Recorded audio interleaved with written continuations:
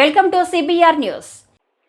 కర్నూలు జిల్లా పత్తికొండ నియోజకవర్గంలో గల జిల్లా పరిషత్ ఉన్నత పాఠశాల నందు మధ్యాహ్న భోజన పథకంలో కనీస వస్తువులు లేక మధ్యాహ్న భోజనంలో పురుగులు వస్తున్నాయని విద్యార్థులు చెప్పడం జరిగింది. కావున అధికారుల దృష్టికి తీసుకెళ్లాలని ఎన్నిసార్లు చెప్పినా కూడా వినిపించుకోవడం లేదని అక్కడున్న విద్యార్థులు చెప్పుకొచ్చారు. ఇంతవరకు టాయిలెట్స్ ఉన్నా కూడా వాటిని ఉపయోగించుకోవడం లేదని, టాయిలెట్స్ మరియు బాత్రూమ్స్ లో వంటకు సంబంధించిన వస్తువులను పెట్టడం జరిగింది.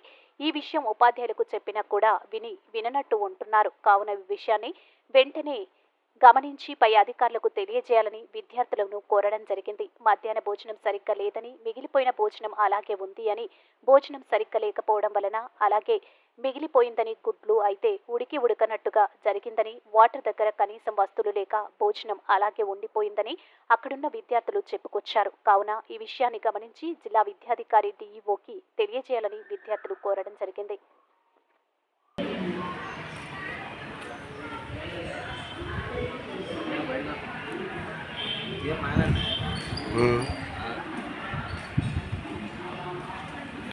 ఈరోజు ఏమేమి పెట్టారమ్మా? Vegetable rice, egg curry, chikki. స్కూల్లో అన్నం బాగుండదని చెప్తున్నారు కదమ్మా. అన్న మీరు మధ్యాహ్నం వచ్చి చూడండి. నేను మధ్యాహ్నమే వచ్చినమ్మా, చూసిన మన పిల్లలు అడిగిన. అడగండి, మధ్యాహ్నం వచ్చి భోజనం టయానికి రండి, చూడండి. ఆ గుడ్లేమ్మా? అవి లోపల పెట్టాలన్నా సరిపోదు కాబట్టి చేస్తున్నాం బయట.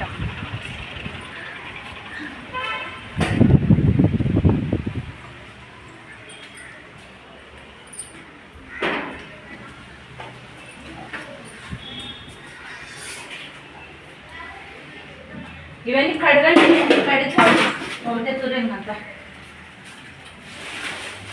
సామాన్లు చూడండి అన్న ఎట్లా సరిపోతుందన్న. ఒక్క సామాన్లకే సరిపోతుంది.